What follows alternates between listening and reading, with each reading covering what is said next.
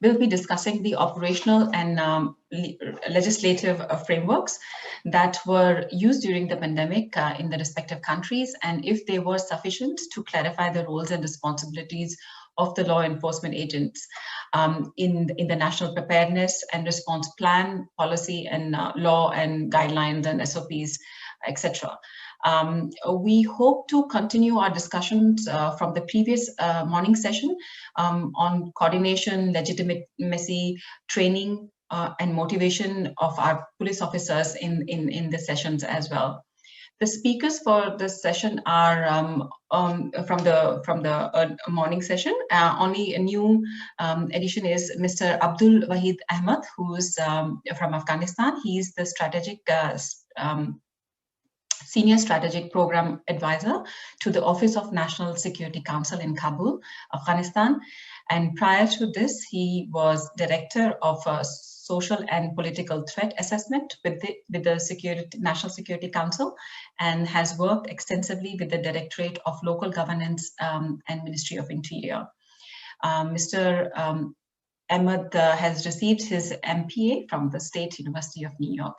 So welcome, Mr. Ahmed. So we are continuing our session, and I would also request, I apologize from the last session, there was one question from one of the attendee, but I think we closed the session before I could get to it. Apologies for that.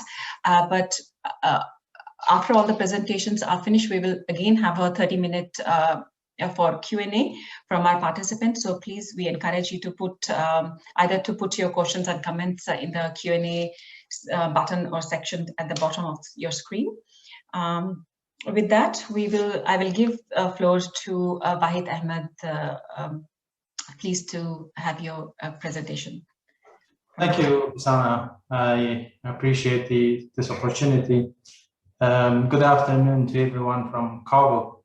I will talk about operational and legislative and regulatory frameworks used for policing during the pandemic in the context of Afghanistan.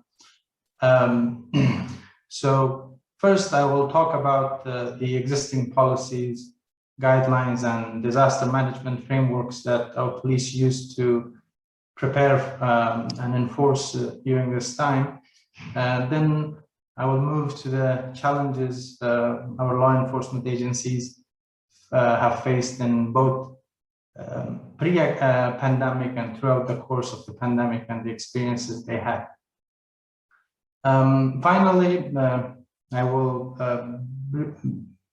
briefly talk about or share my insights about the methods to enhance the operational and legislative or regulatory frameworks for policing and law enforcement during the pandemics as we continue to deal with fallout from COVID-19.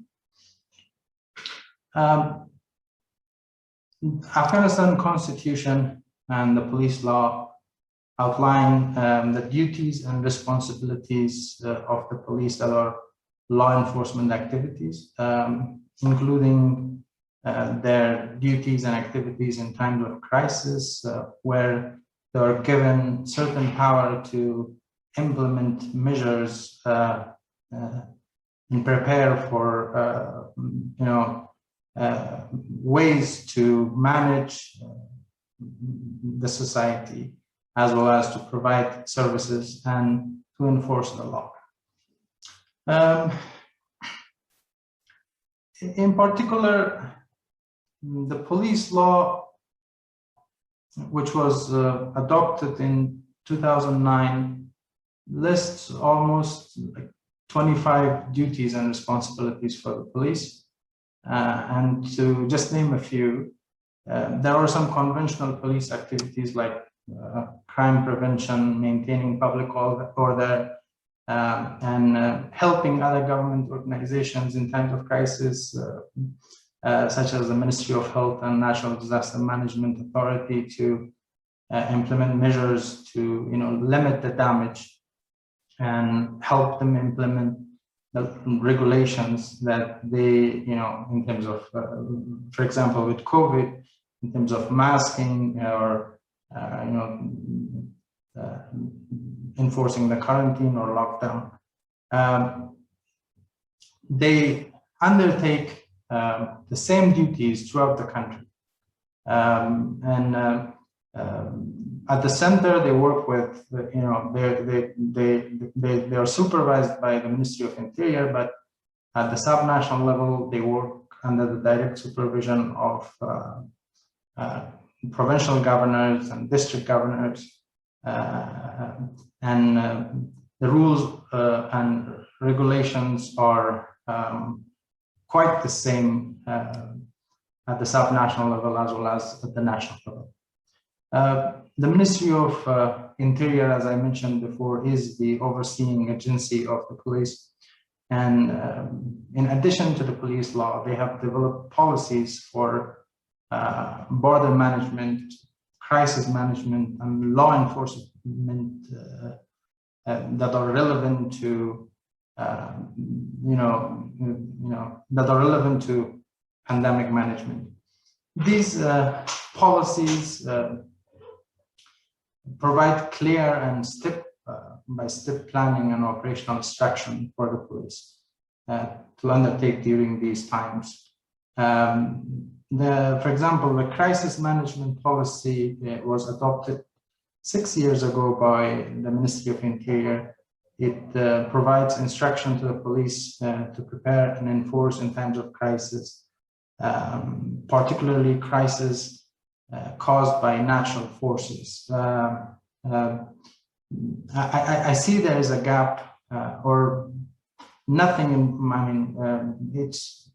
Nothing in particular is mentioned with regard to pandemic management, but there is precedence, and there is the experience, the body of experience that they have during so many years. And other policies, they also outline instructions and frameworks for managing borders, during difficult times. And so this body of policies and law and the Constitution is there,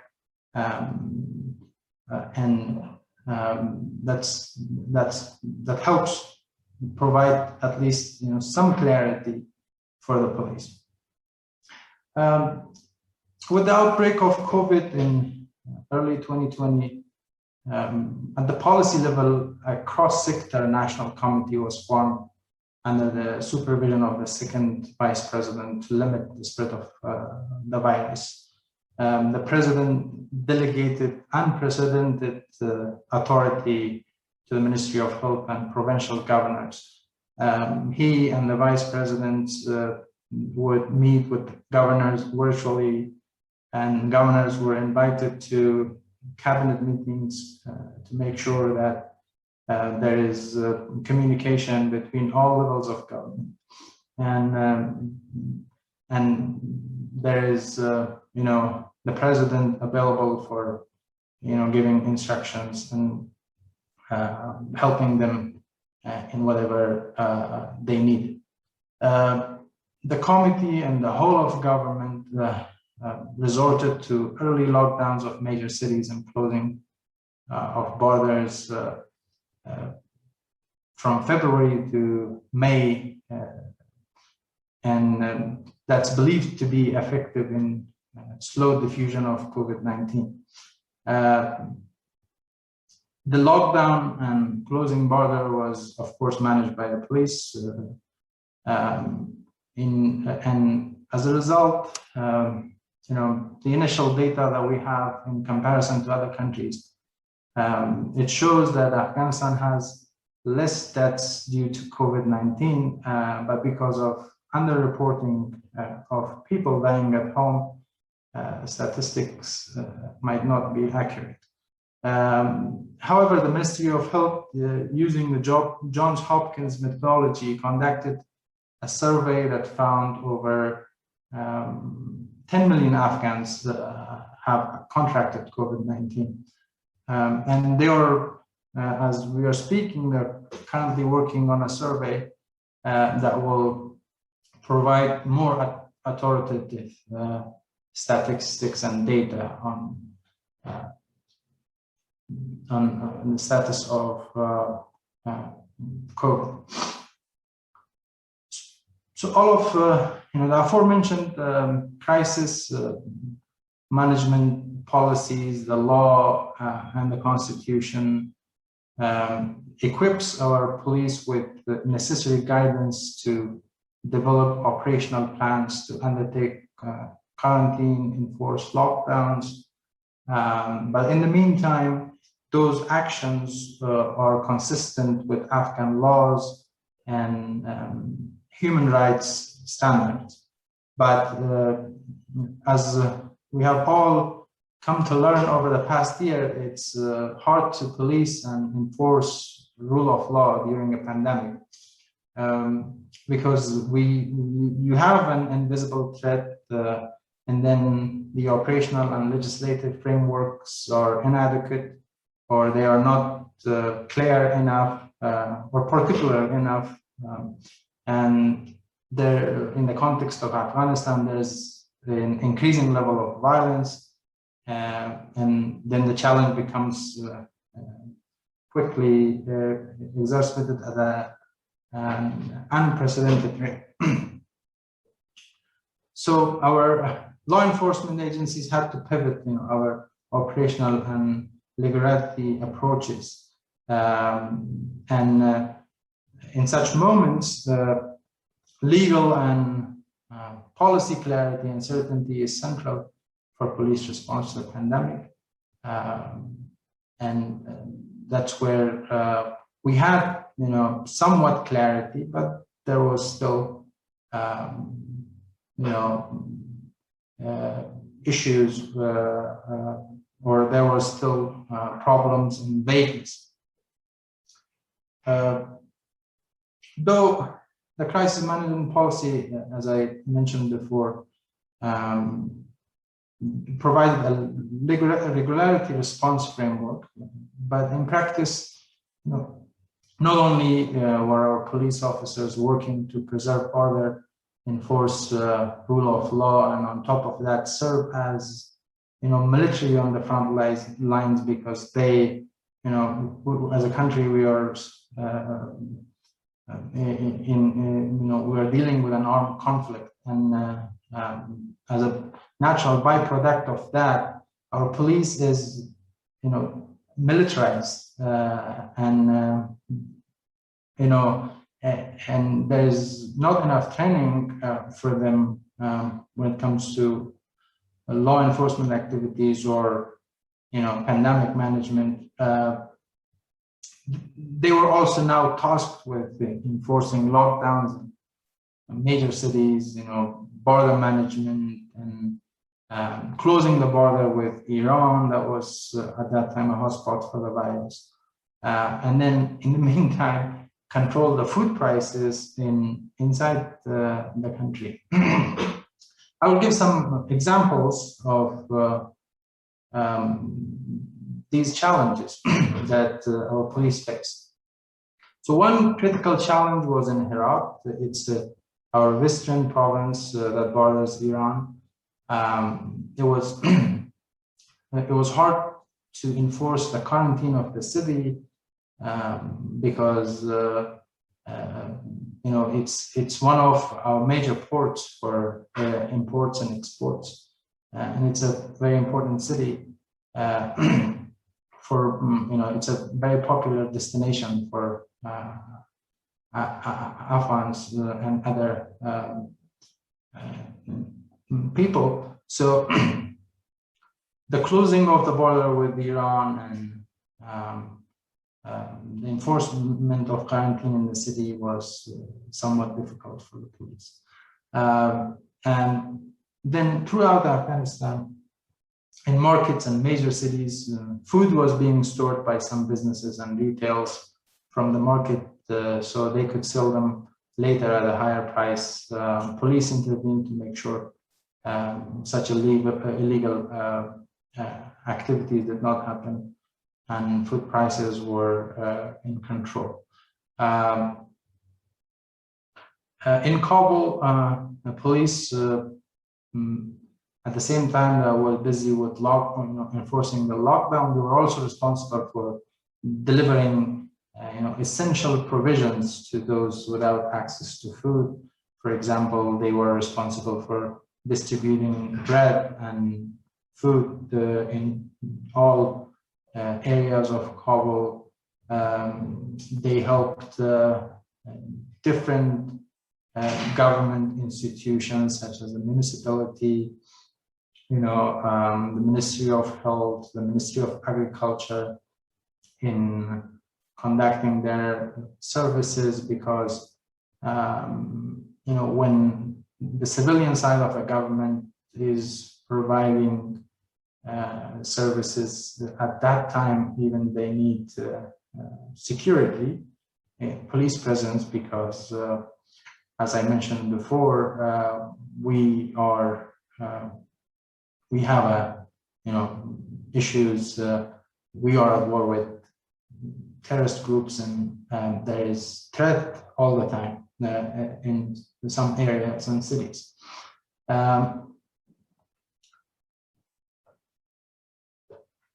All these actions and duties were undertaken in the light of the police law and the policies, and they were all consistent with individual rights and freedoms that are outlined in our constitution, and the human rights standards that as a state we have agreed to. However, the interconnected nature of response to COVID outbreak requires a specific and sufficient regulation and legislation and policy to generate enough clarity and clarify the roles and responsibilities of police and all other government organizations in pandemic, which we still lack. For example, there is a need for clarity among, let's say, the primary government organizations, such as the Ministry of Health, municipalities and local governments and police that are responsible for the response that should be outlined in the natural disaster or pandemic management law. Doing so will, avoid the police being overloaded with activities that can be, that can be done through other organizations, so that activities that, in essence, belong to other organizations. For example, there were instances of police health officers conducting COVID-19 testing at the border using the resources that should be allocated for force protection internally, but they were, those resources were being used for testing at the border, while that should be managed by the Ministry of Health if they have the resources. I think one of our major lessons learned is that we need to develop a national pandemic management strategy that identifies the duties and responsibilities of all government organizations, the resource mobilization mechanisms, and the relationship between the law enforcement agencies and the organization that set the discourse. In the case of COVID-19, Ministry of Health was the primary organization that was responsible for setting the discourse.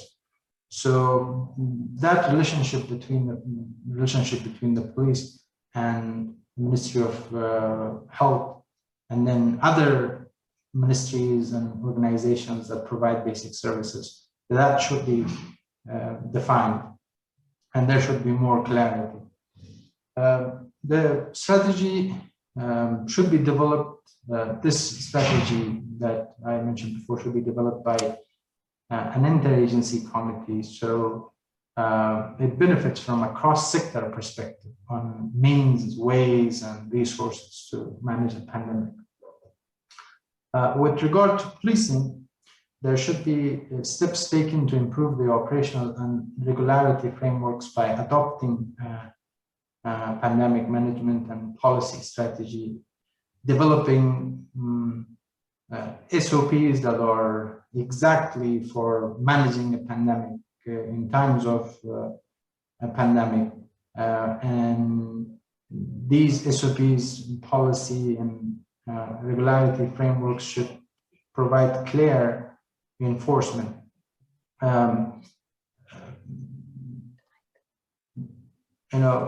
Based on my conversations with some officials at the Ministry of Interior, they are currently collecting feedback and collecting concerns from officers, reviewing their experience, and then they will perhaps create the prioritization framework in the next 8 to 12 months to integrate lessons learned into regulations and framework. Another Mr. sorry to interrupt you. You have, if you could conclude the presentation soon. Sure. 5 more minutes. Sure. A few more sentences. Thank you. No problem. Another point, and this will be my last point, that I think will help police prepare for times, such as COVID, will be if we are, if we are able to expedite the demilitarization process of the police, because the police needs specific training when it comes to pandemic management, and we lack that. And as a process of demilitarizing the police, we can also integrate this. Thank you so much. Thank you so much, Mr. Waheed. This was very comprehensive, especially in the context of Afghanistan, where we understand that it has, the environment is not as, due to the security environment is not as stable. So thank you for sharing all the insights, and good to hear that a lot has been already undertaken in terms of what should be the strategies, what should be taken up in the future, and also to the training. Now I will invite Dr. Sudhanshu Sarangi of the Indian Police Service to give the presentation from India. Thank you. Yes, thank you so much. We have already discussed quite a few issues in the morning, and I would just like to continue from there. And let me just switch on the timer so that I don't overshoot the time that you have allotted to me. And also the camera, Dr. Sudhanshu, we can't see you. 10 minutes? No, you can take 12 minutes. Yeah. Okay. Camera on. Okay. One of the problems that we saw this time during the pandemic, it was an unknown situation. An extraordinary situation required an extraordinary response. I don't think there is much of a problem in the legal framework as they exist today. But what is worrying is that we need to look at possibility of a pandemic response being subjected to a political debate, getting politicized, with various recommendations being made by one expert group being questioned by another group. And if that happens and the directions or the guidelines become political, and there is an impression that gains ground that state is trying to scuttle democratic rights, rights of dissent, freedom of speech, right to dignity, and they are getting compromised in the name of pandemic management or crisis management, then we are in deep trouble. So this time we have to understand that this is not the last pandemic. This pandemic is not over. We might have more pandemic given the overall issues of climate change, ecosystem, and human-animal conflict, and so on. So to prepare, we have to now look at all these legal frameworks, not so much from a tactical point of view, but a far more strategic issue of maintaining legitimacy of the response, protecting rights of citizens, and making sure that what is churned out in terms of various notifications, orders, is not viewed as a political tool or as an attempt for the state to exercise extraordinary powers. The second point I would like to point out this time is the real challenge was differentiating between what we would say essential services and what is unessential services. So when you are locking down 2 million people, you have to differentiate. You have to allow your telecom workers, your banking professionals, your health workers, so many people to move around, because that is part of the pandemic response.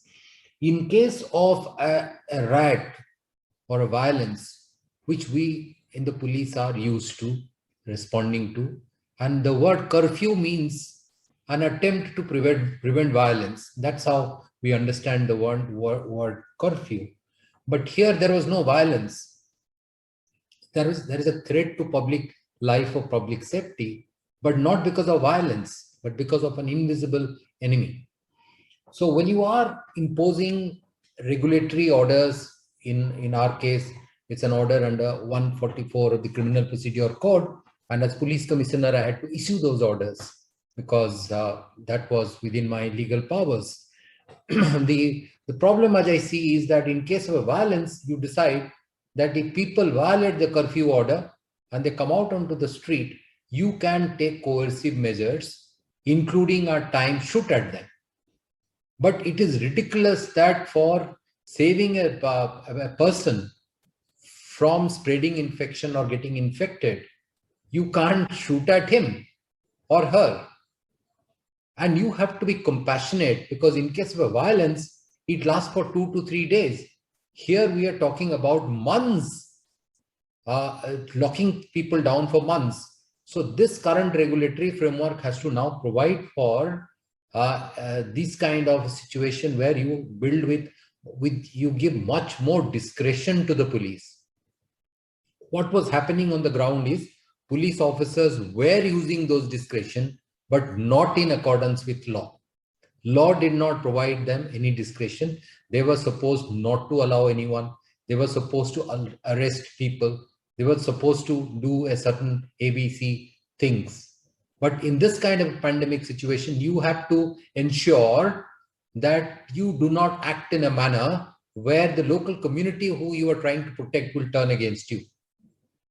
The third problem that comes up is here, that as far as the current legislation is concerned, either the Epidemic Act or the National Disaster Mitigation Management Act, they do not provide for any proactive role on the part of the police to manage the essential services. Now, having locked down 2 million people, you have to ensure that they get vegetables, they get groceries, they get milk, they get medicines, the sick is able to move to hospitals. And this has to be done proactively, which we did. In fact, we moved around all the communities to find out where there are construction workers. And with community support, we started providing food to them, because we saw it as once in a life opportunity to gain community support and legitimacy. And today, if you look at the Indian police, in fact, there is a very recent survey where people have looked at responses of various institutions of the state and various frontline workers, and people have rated the police response as the most effective, as the best, as something they will always remember in their life. They never expected policemen to provide them food, water, provide medicines late in the night, provide insulin to diabetic patients. Now, this is not provided for in the laws, but we did that because we found that we are an organization, we have 10,000 people on the ground. There is no other organization which has so many people on the ground. The entire municipal administration had only 500 people, and I had 10,000 people. And I told them, look, there is no one on the ground. We have to ensure that people get vegetables, milk, water, everything works, gas cylinders. And if you do not allow these things to take place and people are hungry, they are suffering, there is no way you can maintain law and order. They will come out onto the street. They will protest. No one will go hungry. So this aspect of police role that we played this time, the proactive role that we played in support of the community, is not in accordance with law. It got recognized at a local level, but even now we have not, the Indian police has not got the recognition that it deserved. We managed entire pandemic without using force in these 2 cities that I handled, even on one occasion. And there was a situation when our policemen used to walk into neighborhoods and people will come out onto the balcony to clap at them, to cheer for them. This is the good work that they were doing. So there is a need for documentation of what actually happened. And what actually happened is far beyond what was provided under the law. I was also quite worried about certain discriminatory, superstitious activities coming up in the community. We need counseling, we need communication. After all, a COVID patient is just a patient. He's not to be discriminated or harassed. But that happened. That is one aspect on which we have to maybe strengthen the law, the current law, that somebody is unwell or someone is dead. You can't discriminate. You can't oppose cremation of the dead body. You can't, if a house is in quarantine, you can't say that no one else should help them. Or you say you take them away. They cannot live in our community. They cannot live in their houses. Because we had, as I said, we had out for 2 million people, only 2,000 hospital beds. So we had to home quarantine a large number of people. We took community support, but then this is one aspect where we have to ensure that rights of the persons who get infected and the families are protected. So these are issues that come to my mind. And then, of course, issue of passes, we started issuing passes on SMS. That's not provided under the law. Contactless passes, we started providing them online. The control room worked very well. And we asked our control room people not merely to look at it from a crime point of view, but help them in whatever way. I don't have medicine. I have to go to somebody. I have to go and meet my mother. And you have to facilitate. And unless you facilitate those normal activities, people who are in need, they are served, your legitimacy will be lowered. Your community will never respond well. And they would remember it forever, the kind of support that we have extended. And that was an opportunity for the police to reach out to the community. And I think they have done a very good job. Regarding movement of people within cities, out of containment areas, between districts, between states, within the country, that is another very gray area because a lot of things were done which was not legal. For example, a person is going to a hospital, an ambulance is stranded at the state border because the other state would say we would not accept the ambulance. So these issues have to be now looked at from the point of view of legislation. As I said, unless you have laws defining all these things, they will be subjected to political interpretation, disputes, debates, and that will erode the legitimacy of the entire system in dealing with it.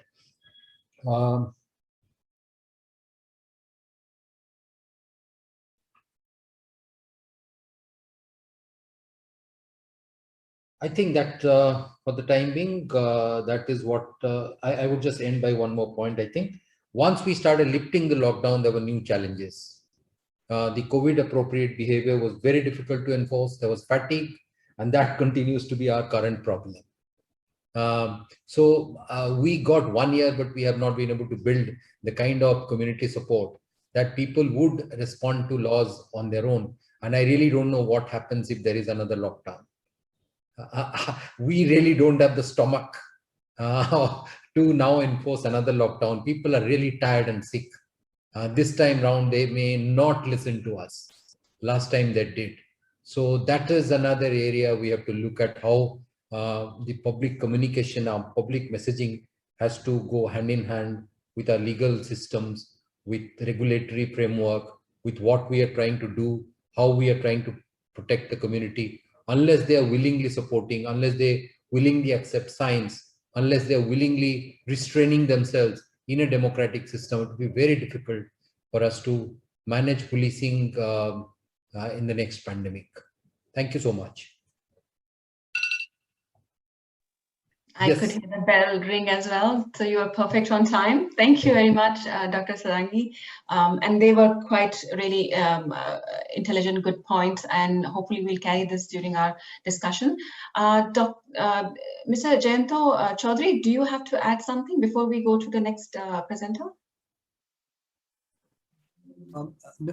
No, Ms. Upasana. I think, we have divided it. So I think Sudhanshu has covered the points that we wanted to project from the Indian side.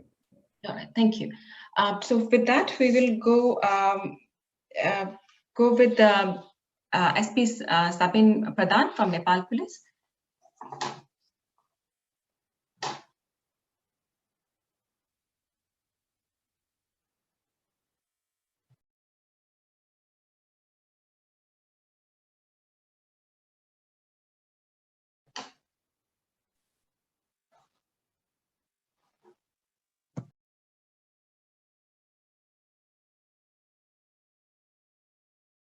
Good afternoon.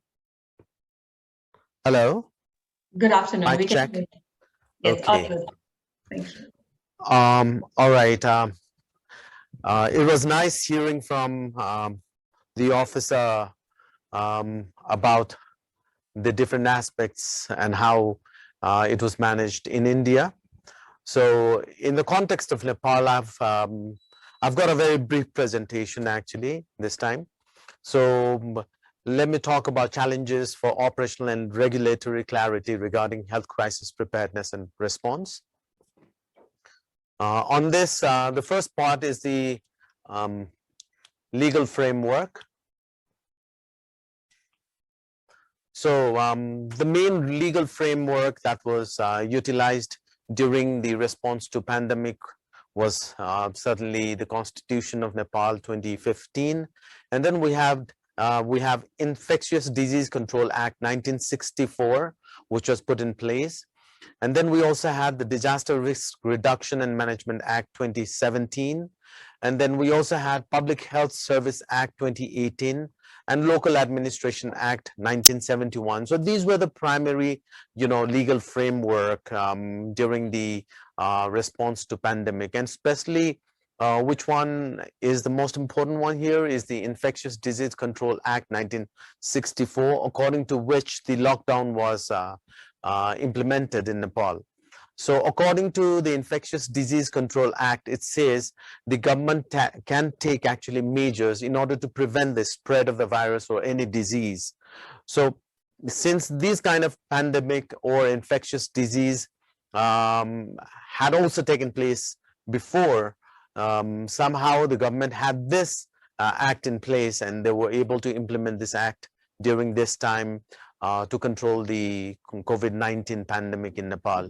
And most of the instructions, most of the directives and guidelines that came afterwards all were the continuation of IDC Act 1964. But we also had the other acts, and in particular we were implementing the Local Administration Act in places where there was a rampant violation of the nationwide lockdown. So in those situations, what the chief district officer could do was to bring into effect the Local Administration Act 1971 and ask in a certain area the prevention of the assembly of more than 5 persons. So because of the Local Administration Act, in certain districts only, not everywhere, in certain districts it was imposed. Curfew was a very rare scenario in Nepal. We did not have to resort to that extent where you totally curtail the movement of the people, since most of the other mechanisms were already effective. So, but in places where there were violations. That was the only the section that was imposed. But in order to, in order to implement the different provisions that are contained in the law, and also in order to manage the situation on the ground during this very difficult period, many operational and policy framework were devised. And in particular, after the decision of the Council of Ministers, there was a very high level committee which was formed under the chairpersonship of the Deputy Prime Minister. And then we also had the Central Crisis Management Committee. And these were the ones that were monitoring the whole process that were happening on the ground, and also issuing directives as and when needed. But in order to make things more systematic and organized, slowly, it did not happen all at once, but at different periods of time, according to the need, according to the requirement on the ground, these protocols were then devised and implemented. So some of them were contact tracing procedure guidelines for Nepal Police. This was done by the Nepal Police, the Central Health Desk. And then we also had quarantine management guideline by the government of Nepal. Then we had the dead body in the event of COVID-19 management 2020. Now we had this dead body management before. And one good experience that Nepal had was the earthquake in 2015, because we had to respond to similar mass casualty disaster situation. And because of the experiences that we had, we already had the dead body management thing. But what we expanded on that was in the event of COVID-19, because there are certain situations which are entirely different when you compare it with other disasters and in terms of health disaster emergencies. So this was then dead body management in the event of COVID-19. That particular part was incorporated in the guidelines. Then we also had the COVID-19 patient transport team guideline 2020. But I have to say, although we had this guideline, it was very, very difficult to implement on the ground because the situation was totally different. So when CCMC issued this guideline, we were able to constitute a team that would do this job. But on the ground, it was not possible because most of the people were not actually coming out on the field. And therefore, it became the primary responsibility of the police to transport the team with the help of ambulance service. So the only two units that were involved were the police institution and the ambulance services. And then we had ambulance service guideline 2017, national testing guideline for COVID-19 2020, COVID-19 isolation management guidelines 2020, and then integrated ambulance service. So this was especially targeting the COVID. Integrated ambulance service and pre-hospital treatment 2020 was also implemented, and COVID-19 cases isolation management guidelines. Then we had numerous Nepal Police directives issued to the field workers, especially law enforcement who were involved in Nepal Police, and then notices issued by district level crisis management committee regarding enforcement of lockdown. Certain directives were different from the center, and this was regulated by the district level crisis management committee according to the requirement of the districts. So these were some of the operational and policy framework that were put into place during the whole period of lockdown, and still some of the and many of these are still in existence. And capacity building and sensitization, those guidelines were not enough in itself. So we had to do a lot of orientation to the police and distribution of PPE. Now, when we talk about distribution of these kind of equipments to the frontline personnel, although we had a lot of provisions mentioned in the guidelines, we were still not able to receive PPEs from the proper channel. So the channels we were using was the help of the community, the support from different organizations other than the government organizations. So very frankly, the frontline police personnel had to depend on a lot of these people who were very forthcoming and in helping the police and also in helping the community at large. So training other frontline responders. So what happened during that time is police, army, the armed police forces, other armed police forces, and the chief district officer. So we were a team. In every response that we had to go to, we were responding as a team. And in addition to that, we also had the local government who were actively involved. And to bring up the point, Nepal is a very nascent federal country. So federalism is yet to be tested here. But the local government's competency, the local government's initiative in terms of helping the community at times of disaster like pandemic was really appreciated. And they were always, trying to reach out to us and asking us how can they be a part of serving the community. So we had this added benefit in terms of the local government's presence and also their initiative and also their readiness to support us. So in a lot of instances, they did support us. And other than that, we had to utilize the members of the communities. So how could we reach out to them? So one of the ways we could reach out to the community who are willing to help us was through the volunteer, organizations. So we called them if they were interested in moving out in terms of helping with quarantine, helping with holding center. So they said yes. And then we had the Nepal Scout personnel who we trained for dead body management. Then we had Nepal Red Cross volunteers who we trained for disinfection purposes at the different border crossings. Then we had ambulances service. They were very reluctant in the initial phase, but after we trained them, and we also had to do a little bit of work in terms of adding the partition in all the vehicles. So again, local government was very willing to help, and all the ambulances service, the driver's portion was partitioned from the portion where the patient would sit, and we taught them how to do their job without coming in contact with the patient or the suspected patient.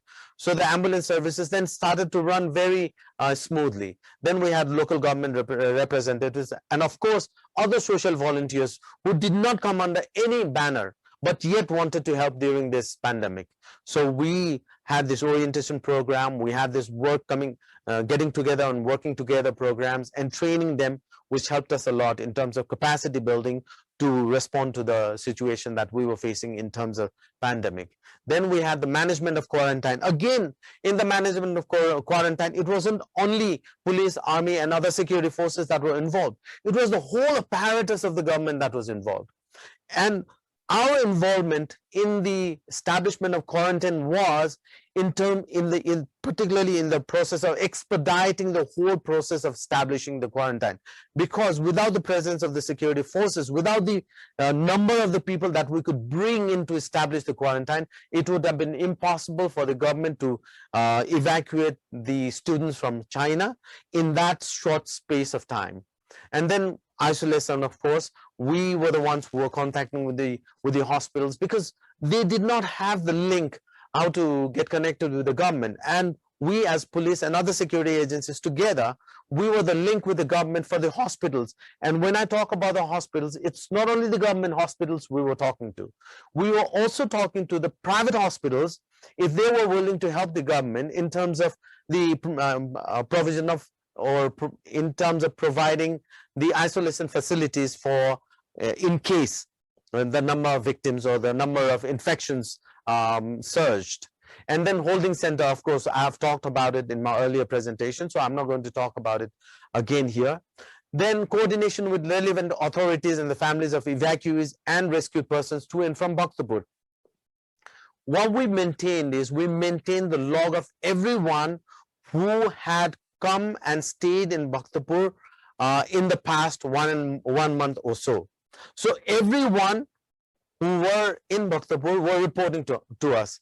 And while we were sending them out of the district, we were also sending out the details of the persons who were being evacuated from Bhaktapur. So we were in a way maintaining the list and records of all those who were coming to Bhaktapur and also going out of Bhaktapur. And similarly, not only us, similarly, other districts also were maintaining similar numbers, but later on it became very much impossible for us to maintain all the numbers. But at least in the initial 15 to 20 days or a month, we had that updated list of everybody who were new to the district, who had just arrived from other countries or other districts, and then those who had left Bhaktapur for other districts. So at least we had that.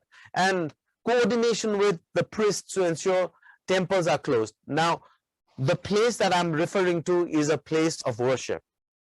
We have temples all over, and they have this tendency of coming out early in the morning at 4 o'clock and congregating at the temples and, you know, worshipping.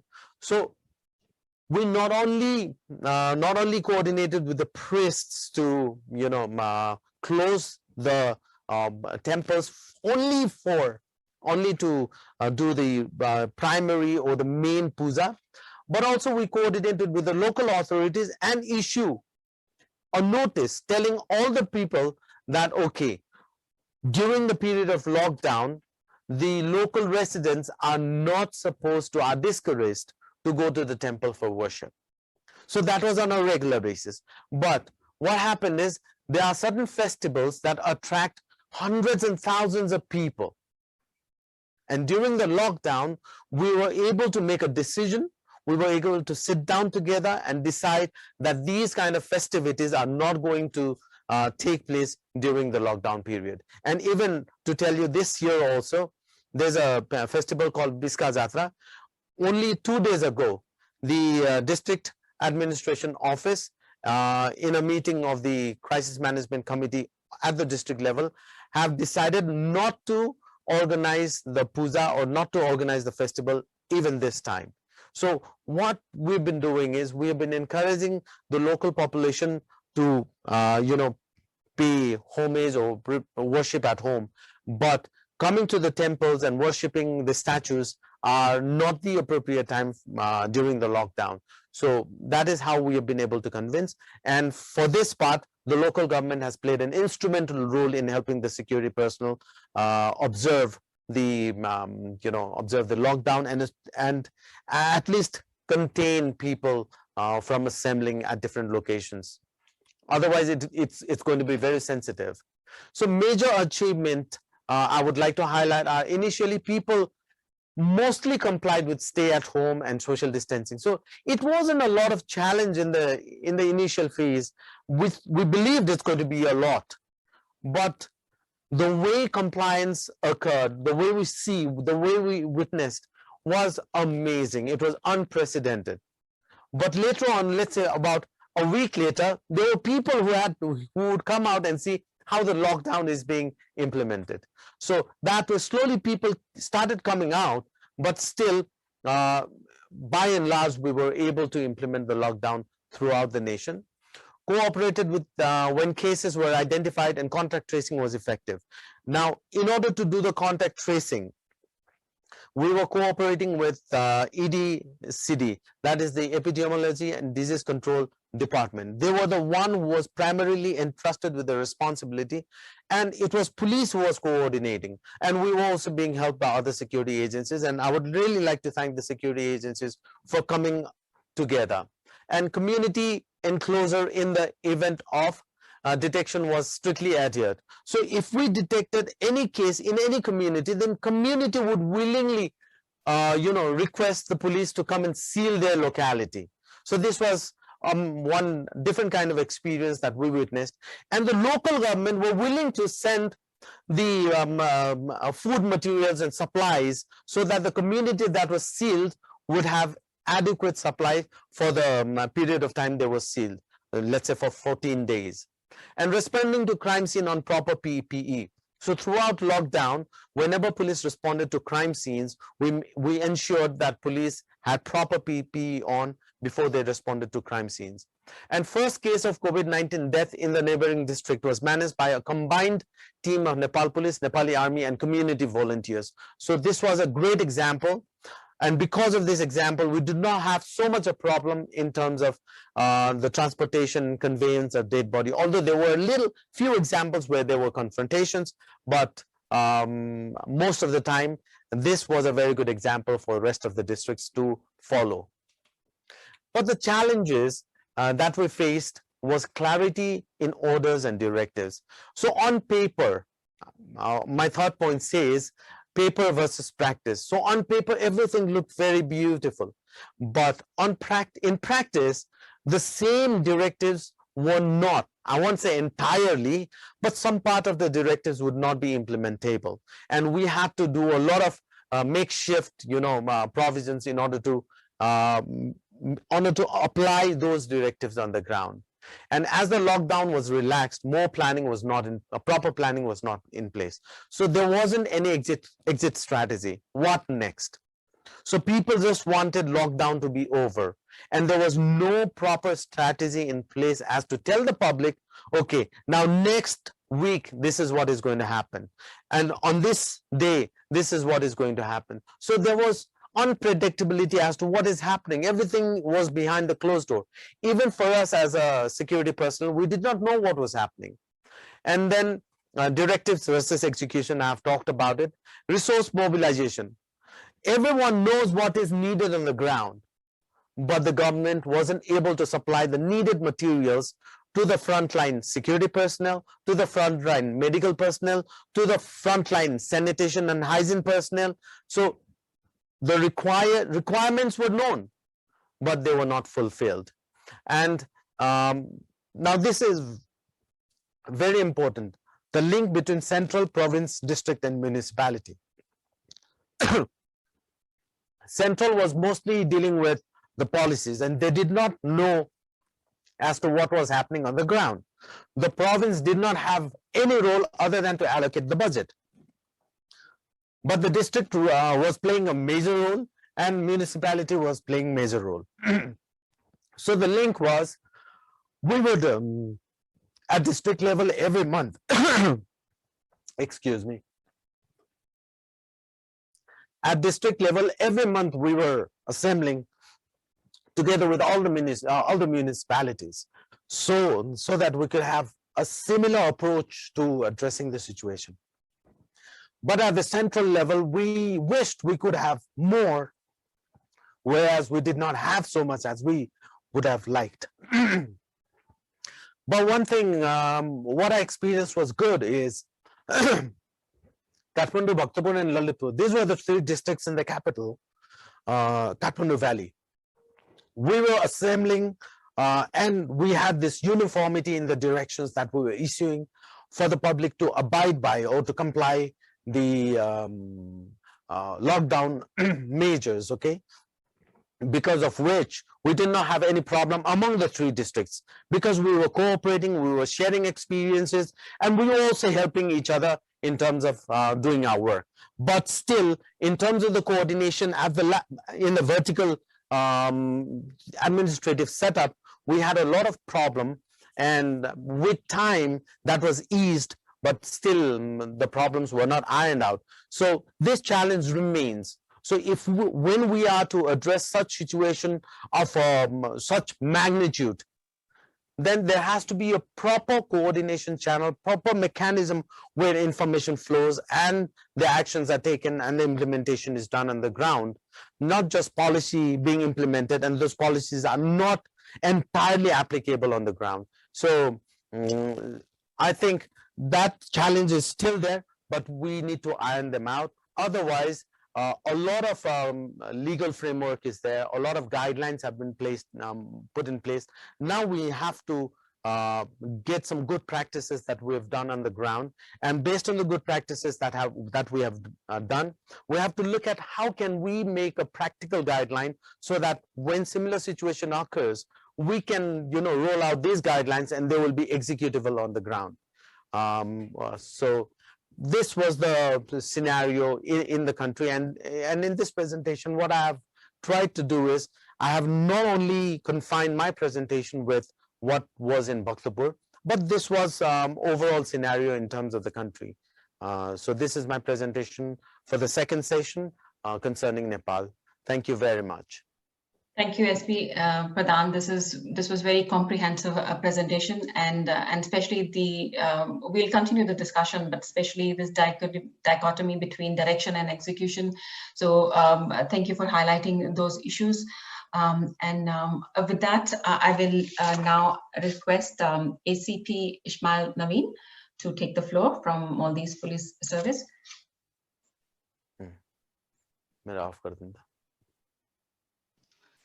Thank you very much. Thank you very much. Could you upload my presentation?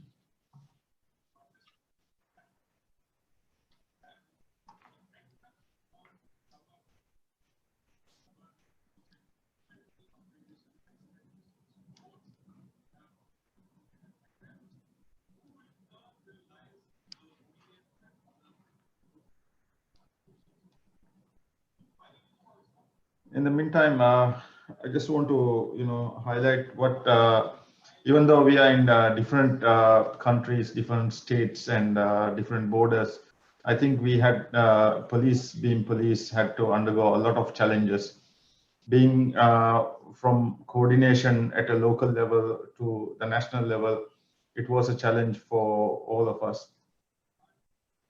Ms. Garoo, can you upload my presentation, the second presentation? Sure. Which I have shared. Yeah. You can start just the introduction, and we will just put it up. Yeah. And during that times, I think there was a lot of gray areas between the local, authorities and even the national authorities in terms of who gets which role to perform.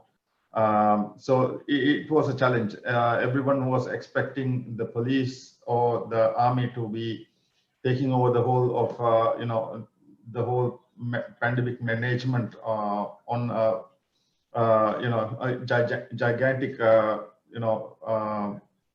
role of policing or, management of the pandemic.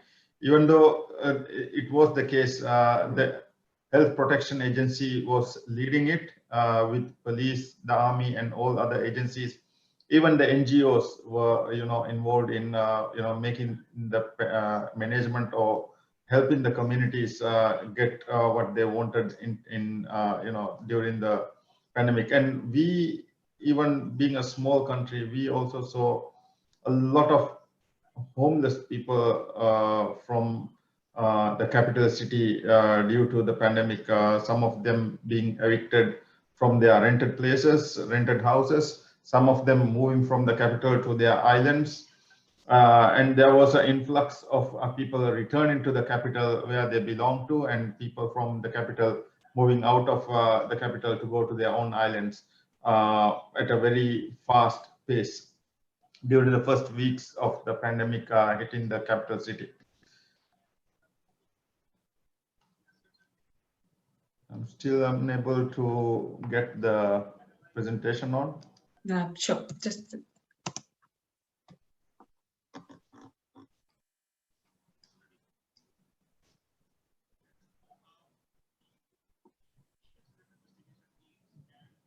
The second PPT, yeah.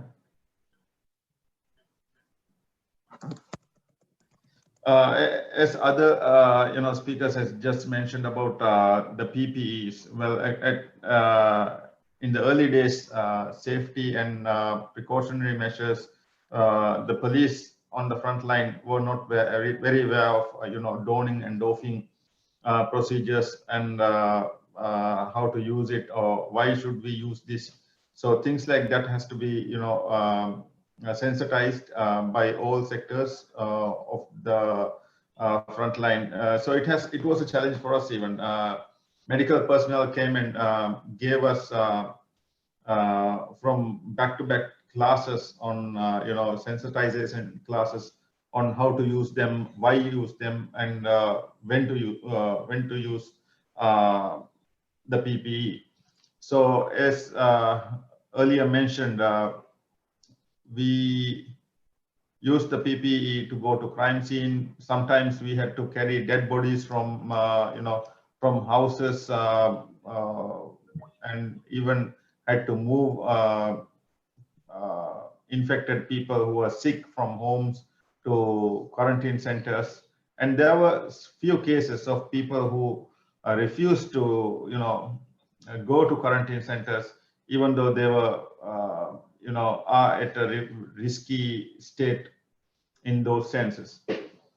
Well, initially, as I just mentioned, movement restriction enforcement on the capital city had a lot of, gray areas and questions of the roles and responsibilities with the police, the local government authority, economic ministry, and even the capital city council. So it was something that we had to, discuss, and we had to come to a common ground that police having the number of people on the ground and being able to communicate with the public, the media, it will be better managed by the police themselves rather than individual agencies or small agencies in that sense. While we were going through the whole thing, issuing business permits during the pandemic, the lockdown, during movement restricted hours, it was another challenge with contactless, engagements and people not queuing at places to get passes. We came up with the idea of having our own police portal, so that all the permits can be issued online, and it can be checked or enforced by officers on the ground. Next slide, please.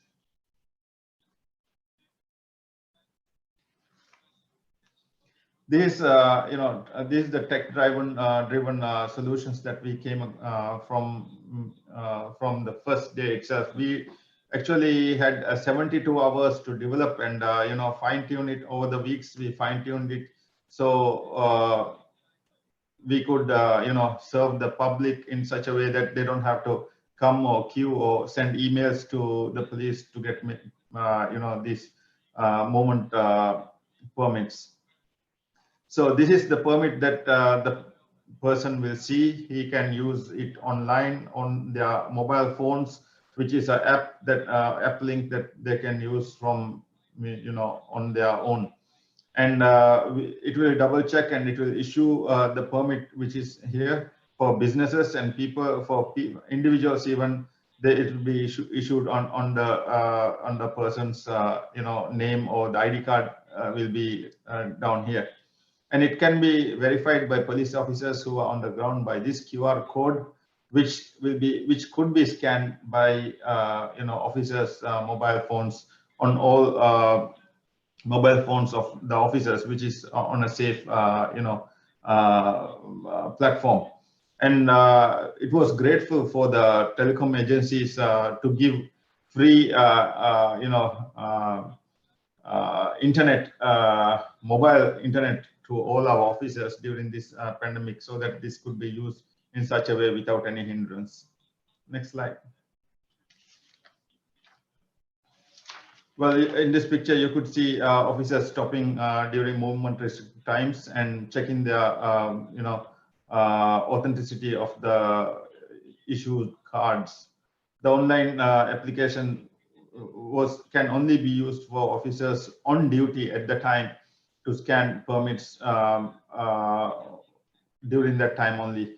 They cannot use it 24/7. The officers who go on duty on that periods of time can use that app due to limitations that we had created for safety of the data that has been collected. Next slide, please. Yeah, this is one of the shots that was taken from the early days of the pandemic, when the infection was in the resort islands. On the far left side, you can see how it started. It was a lot of commotion in the National Emergency Operations Center, where everyone was converging on the police desk to know what was happening, what is going to happen. And, it was done in a week's time, like the roles, responsibilities. I think the Nepali speaker showed how regulations and things that were made within a week's time. Same here, even we derived all these, working level SOPs from disaster management, the health protection agency, and police frontline management, manuals. As soon as the National Emergency Operations Center was formed, all the agencies involved were in the same physical location for us to work in such a way that common operational picture was there, and even transportation was handled. Even though the transportation was handled by the police and the army, it was pre-planned in such a way that all the people who have to be removed from hospitals, ICUs, or if they have to be transported back to ICUs, or from who are being coming from other countries who are stranded in as far as away in China or India or Nepal, we transported them through Indian help to the Maldives, and they were being quarantined for 14 days. And after being tested only, they were moved back to their own homes.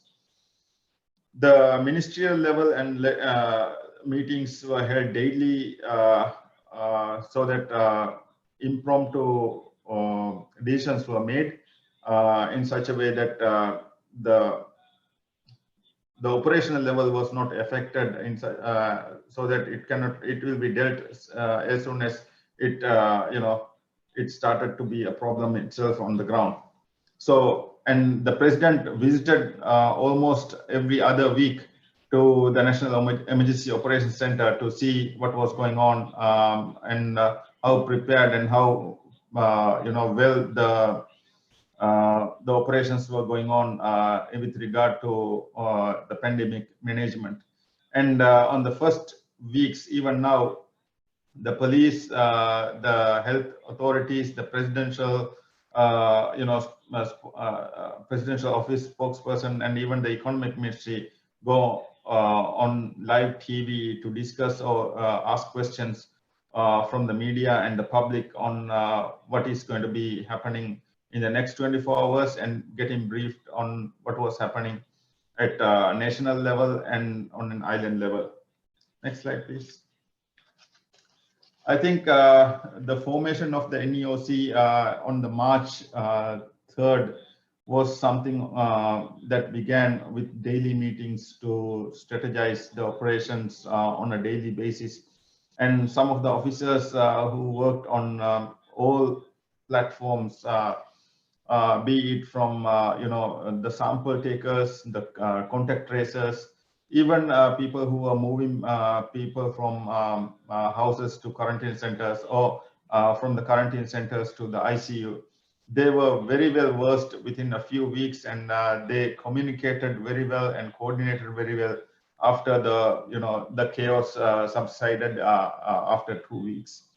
I think we are much more better prepared than in 2020 to handle in such a way that we know where to go, what to do, and most of the SOPs for an epidemic or a pandemic level is being sorted out right now, with government knowing what kind of funds, what kind of help that we would need as police, the Health Emergency Operations Center, the Army, and even in transportation by sea, land, or air. What financial costs should be borne by the government in such a large scale? And from all countries which experienced the current situation of the pandemic, there were so many conspiracy theories of what was going to happen, what the government is doing. So even here in the Maldives, there were oversight of the funds that has been used by the Anti-Corruption Commission, the Auditor General's Office, and even the Parliament who are overseeing what was happened to the funds being used, because of the funds that were used on by the health sector was far greater than any other years that we have lapsed in the history. So it was being it is a good exercise for us all that to be answerable to whatever we have spent, whatever we do, and what funds were used in managing the pandemic and managing the hotels or the quarantine centers in question. And as mentioned earlier, I think there were a lot of questions on managing the dead. At one point of time, late last year, even the Sri Lankan government, communicated with the Maldivian government of Muslims being buried here in the Maldives in such a way that they were having, questions on whether it should be exhumed or it should be, taken back. But it was resolved by the Sri Lankan government there, then and there after a few weeks. Yeah, that's I think. And yeah, I just want to mention about the roles of NGOs that played a very vital role in communications. The Red Crescent, the expat communities here in the Maldives, especially the Indian community, the Nepali community, the Filipino community, who actually made themselves aware of what was happening and communicating themselves among themselves on social media groups of what was being said by the government, or what health safety and security bulletins were raised and shared by the government, was shared in those things. And what we did was for the expat illegal community, even though they were illegal in this pandemic, we never charged them or arrest them or deported them at any level during the pandemic last year. They were communicated, they were tested, they were told to get tested, and in different languages it was communicated by the Red Crescent. Food parcels were taken, even though they were in containment sites. In some of the sites which I mentioned earlier were containment sites, because 5 or 10 people were tested positive in random sampling after from a crowd of 100 or 150 people. So they were tested and they were contained in those sites, and food parcels were taken by well-wishers and people from the community, and they were transported by the Red Crescent on a daily basis till those places were released from the health HPA side. Yeah, that's basically what I wanted to mention on this second session. And I think if there's any question, I'll be happy to take any questions in the last remaining minutes of my presentation. Thank you. Thank you, ASP Naveen. And on that, I will again request if there are any from the participants, in the audience, that if they have any questions to put in the Q&A section. And with that, we'll address all the questions in the end after all the speakers have finished their presentations. So I will now give the floor to DIG Kharal, Police Service of Pakistan, for his presentation. Thank you.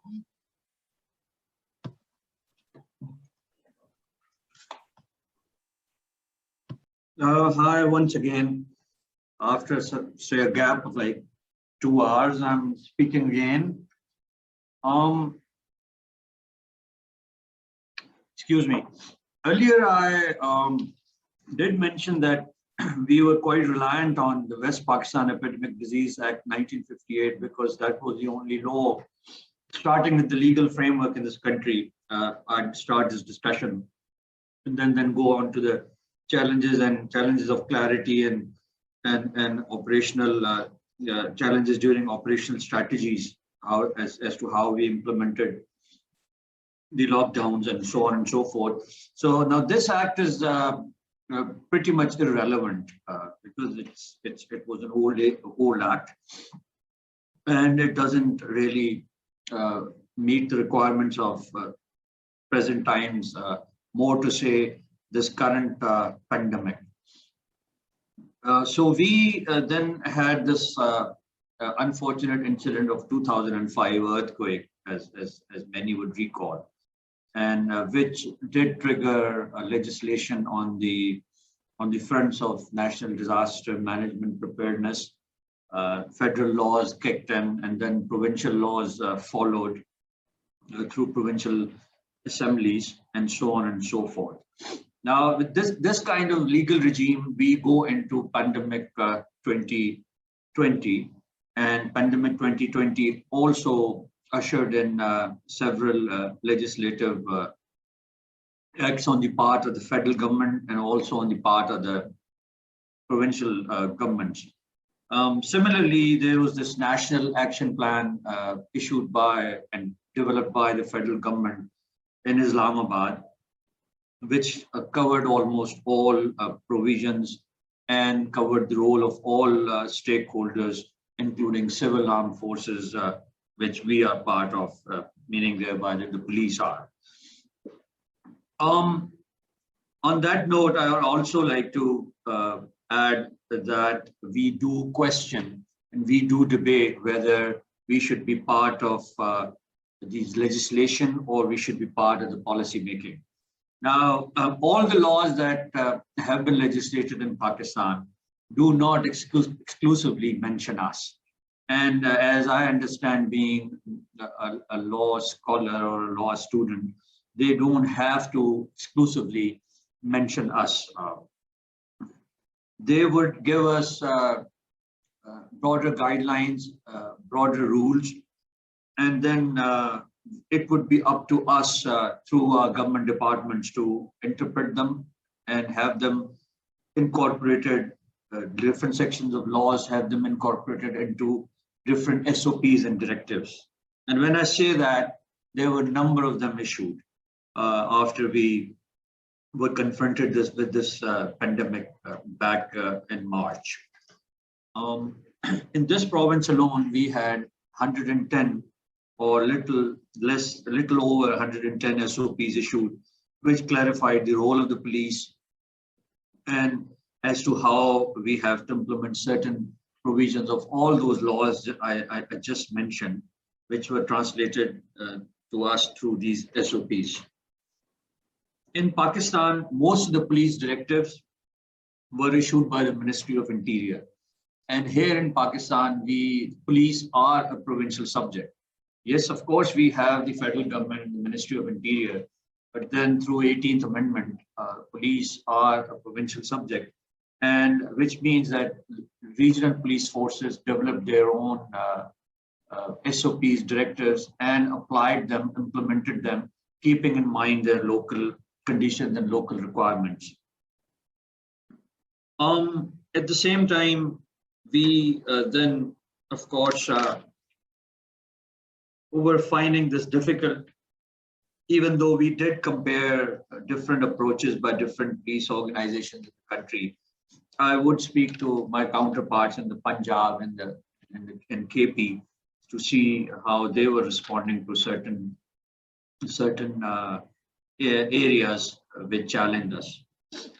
That was the initial thought that I had on the legal framework and the regime that we do operate in here in Pakistan. But on the different side now, my slide there on the screen does highlight some of the areas which challenged us when we were trying to implement certain provisions through these SOPs and directives, which were a direct corollary to these acts passed by the provincial assemblies. And here in Karachi, it meant that the Provincial Assembly of Sindh passed certain laws. Now we go into this pandemic last year, where our the public trust in us was, I wouldn't call it an all-time low, but at the same time, because of the nature of our duties and the kind of work that we do, it's quite stringent, and of course it restricts a lot of public civil liberties at times, was not at an all-time high. It would always be a challenge for police to maintain, a certain level of public trust within the community.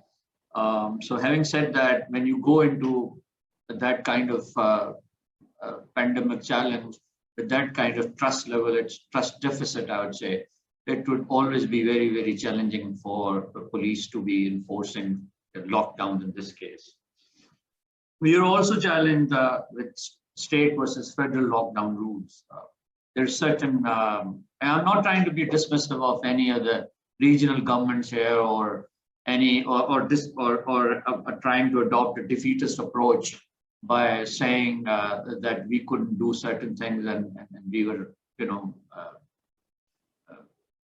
hindered by this.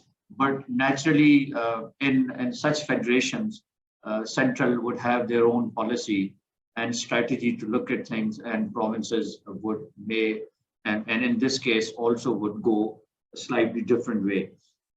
So in that case, a lot of times that we were trying to enforce lockdowns, mind you that there are certain federal bodies and federal units operating in provinces as well.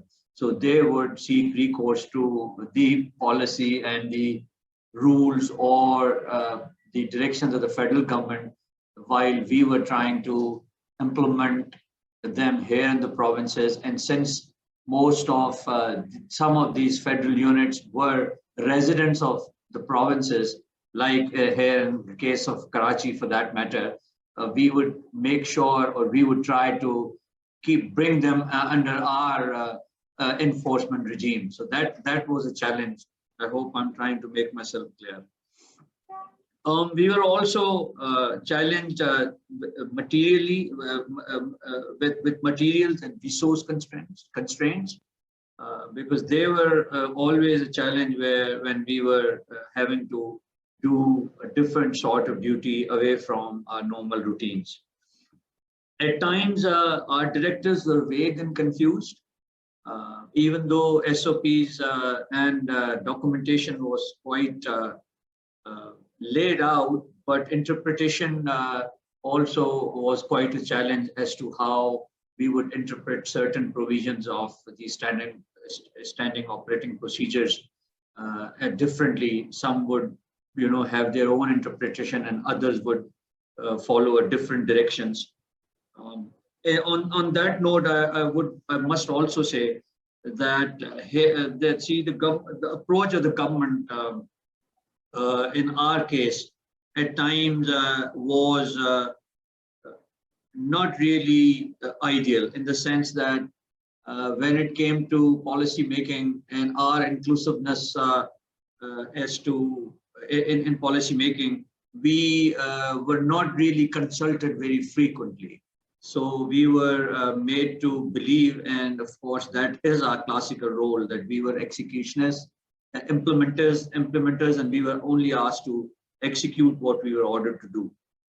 So it was more of a top-down approach rather than a bottom-up approach of asking us to share our ideas, and then accordingly the directives would be molded or amended. It was sort of a regime where we would be asked to do certain things and then would try to be left on our own, basically to develop our procedures to handle situations and to implement directives given by the senior hierarchy in the government, which led to certain inter-organizational issues with civil administration and health department, more to say. And of course, because certain areas were vague, so we had to work hand in gloves with these two counterparts, these two stakeholders, and it did rise in inter-organizational issues on certain aspects of enforcing lockdowns.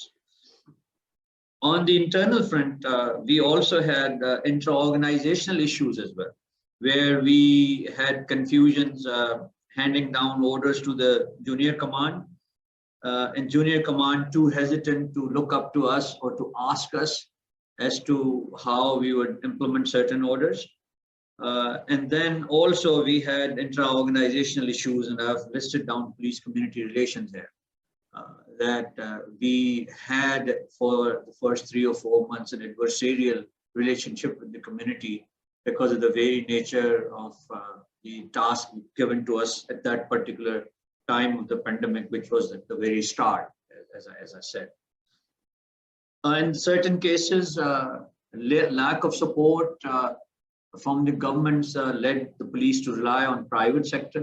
Here I say that there were certain areas where we had to do lots of duties beyond normal hours, and the government paraphernalia or the government resources may not have, and in certain cases did not cater to the requirements which were,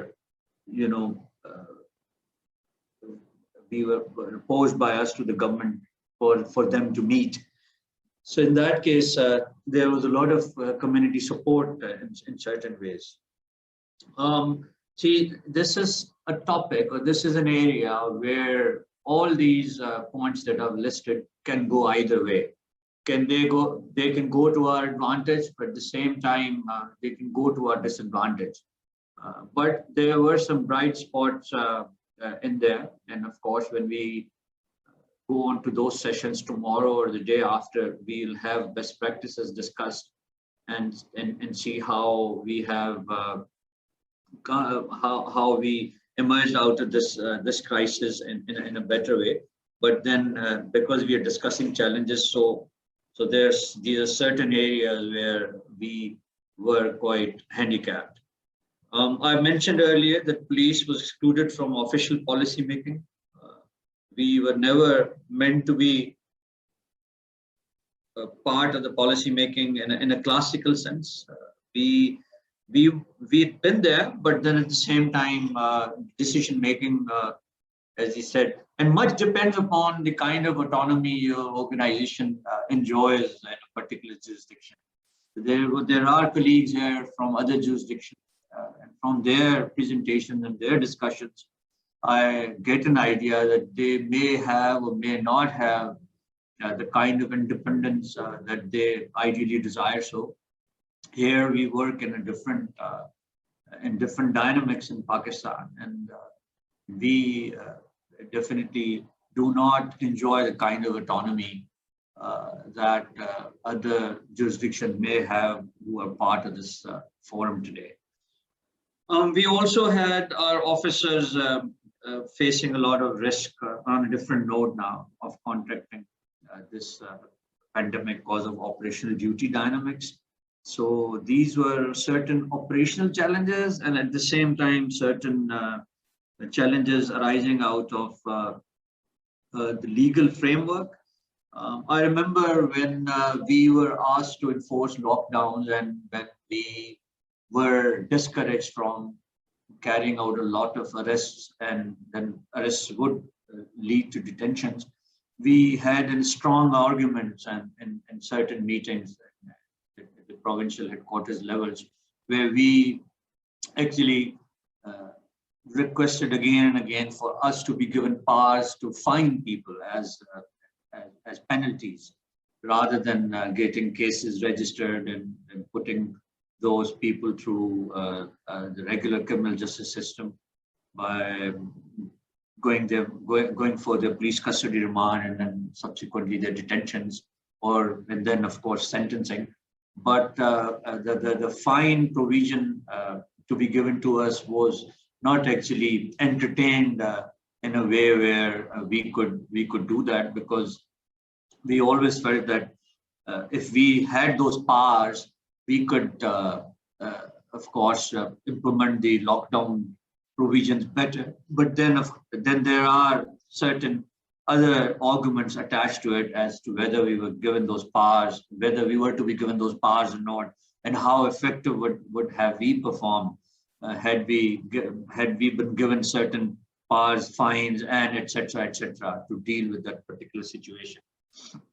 So these were certain challenges. I had a few others in mind as well, and I think my colleague from Nepal earlier did mention one operational challenge, which was on religious congregations.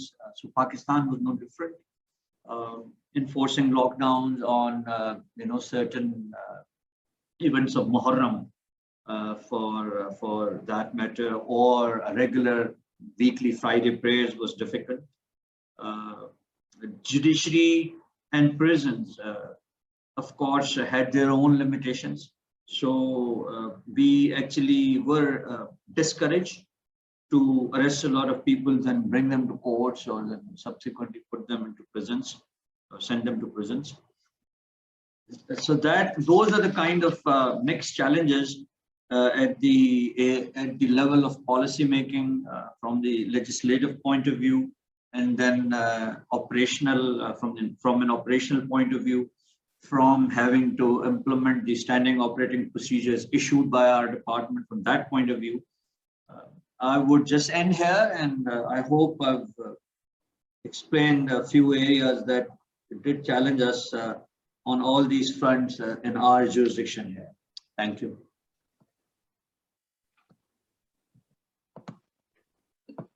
Thank you so much, DIG Kharal. I think it was a very comprehensive and thought-provoking presentation from your end, from Pakistan's perspective. And I think it's resonating with all the other national police as well, the difficulties and challenges, operational, and the main fact that we're talking about having strong laws and policies, but if they are not consulted, and if they are indeed top down rather than bottom up, so that will definitely it will not then serve the purpose that they are supposed to serve, the legislative frameworks. And I think the need to have the evidence-based policy and strategies more consultative. I understand that in some of the systems, depending on what federal systems there are in South Asia, but parliamentary oversight is another component that can be strengthened, which has committees on national security and internal security and defense. When they are drafting these policies and laws, they have to consult the experts who are hopefully the ones who are acting police officers, to make sure that it is need-based rather than very strict law-based policies. So, but we'll continue this discussion in the Q&A session as well. So with that, I will request our last speaker, DIG Ajith Rohana. I know you've been waiting for a long time, as Mr. Kharal was as well, from Sri Lanka Police. Over to you. Yes. Can you hear me? Can everyone hear me?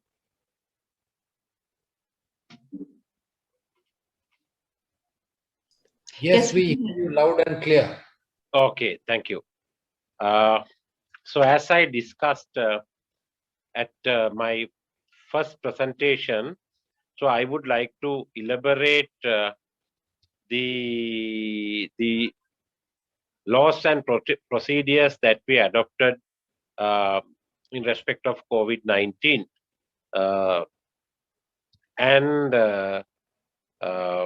As I mentioned earlier, so we imposed the quarantine curfew on the 18th of March in Sri Lanka, and we lifted curfew on the 9th of June.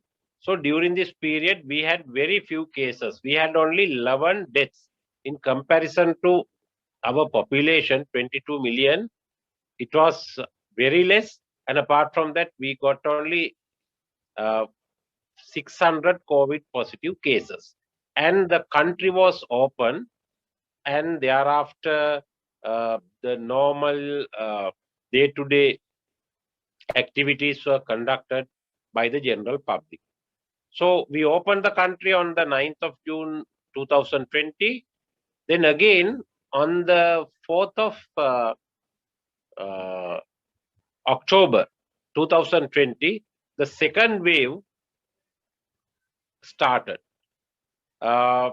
The source was identified as a garment factory situated in the northern part of Colombo, near Colombo Bandaranaike International Airport area, and we traced approximately 2,000 COVID positive patients, all the employees of that particular factory.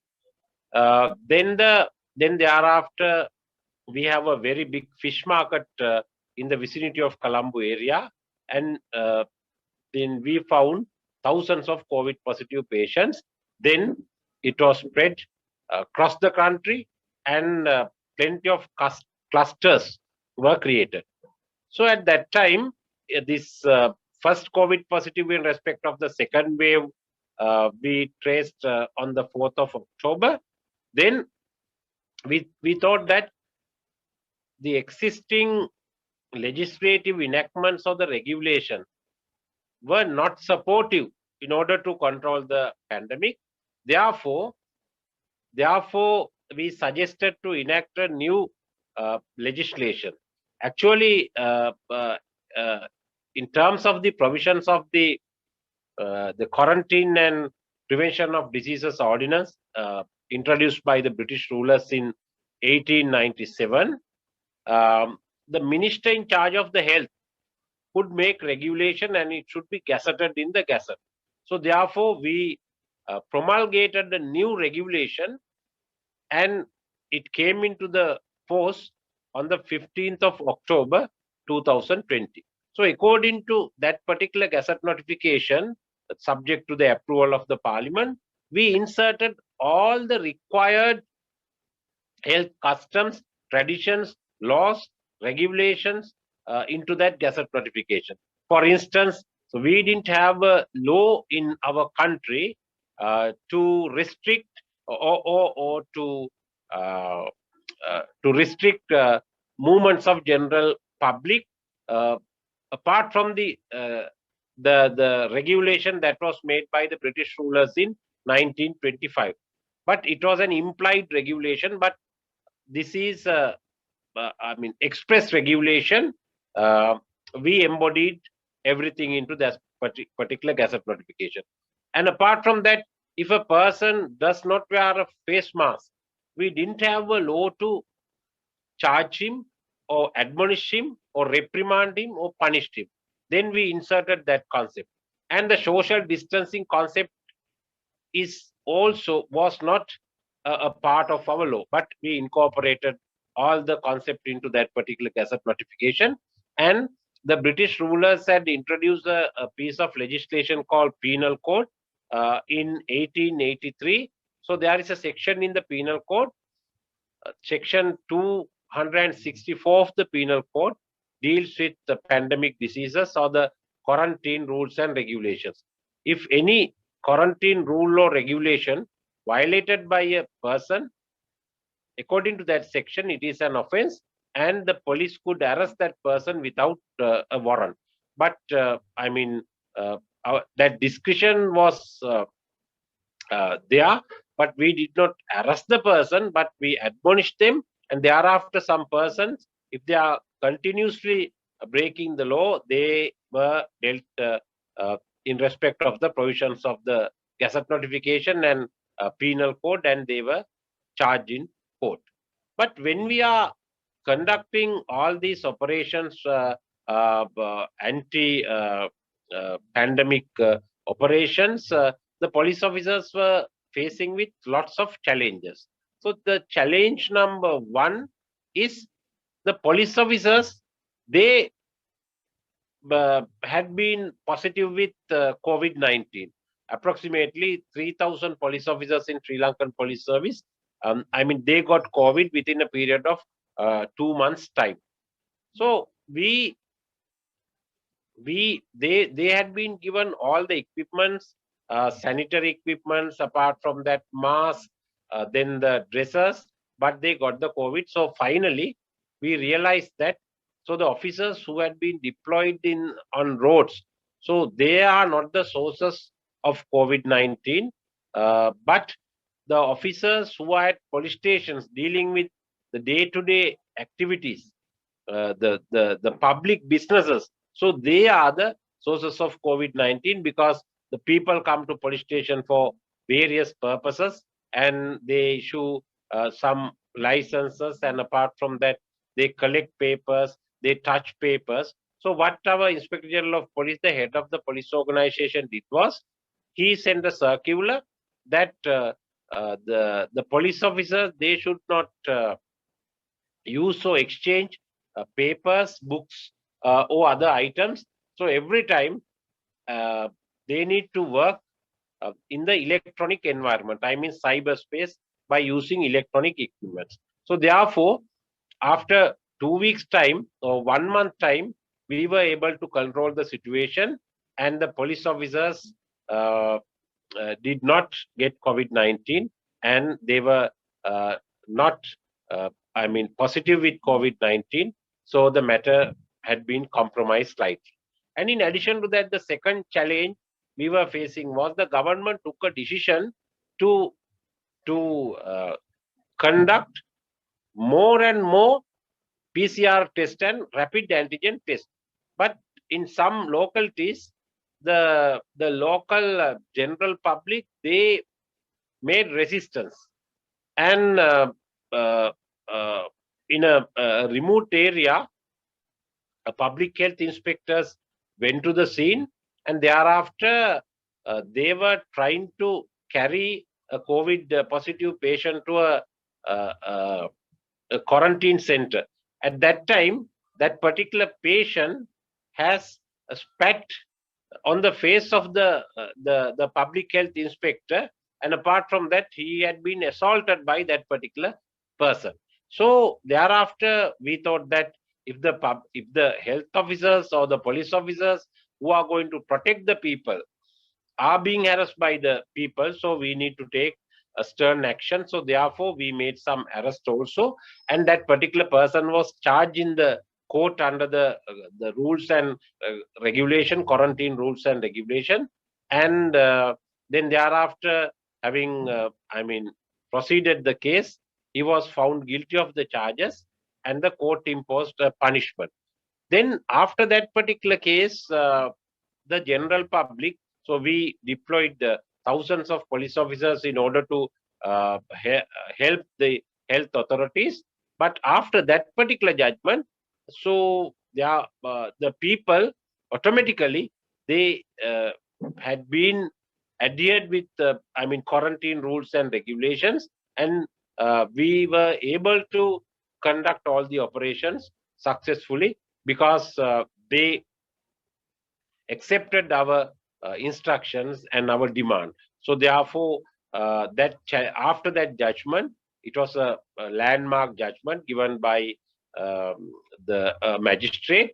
However, the landmark judgment created several factors in respect of discipline, and we were able to reconcile the situations. And in addition to that, according to that particular gazette notification, I mentioned at the inception. So the responsibilities were given to various parties. So number one, if you are a shop owner, so you have a responsibility. So if you are a supervisor or a manager or a head of a department or the office, you have a responsibility. So what are the responsibilities? So responsibility number one, you need to prepare a place to wash the hands of the persons who are entering that particular premises. So there should be a system to monitor the body temperature of that particular person or persons who are in the office or that particular building. And apart from that, everyone should wear a face mask within that premises. Then the register should be maintained in respect of the names and the addresses of those persons. So therefore, the guidelines were issued, And apart from that, for public transportation, we imposed certain conditions, and the liability was given to the driver or the conductor or the owner of that particular bus or any other vehicle. So therefore, we were able to control the situation. So accordingly, now today in Sri Lanka, we have 93, as of today, we have 93,595 COVID positive cases, and the deaths are 586. In comparison to the positive cases, the death rate is 0.62%. So, and apart from that, according to the list published by the World Health Organization, we are at the 89th place, Sri Lanka. So that is the situation. So all the time we realize that health authorities, so they dedicated to perform their duties, but the strength was not enough. So therefore, we deployed approximately 40,000 police officers to the field. And apart from that, our tri-forces, especially Army, Navy, Air Force, they supported and they managed the quarantine centers, and military doctors were deployed. So therefore, we were able to control the situation. So our airport has not been opened so far, but with restrictions, the foreigners can come in, but they should follow some quarantine procedure. So earlier we had a procedure, but now it has been slightly released. I mean, a person who is entering the Sri Lanka with vaccines and all these things, so the procedure has been mitigated.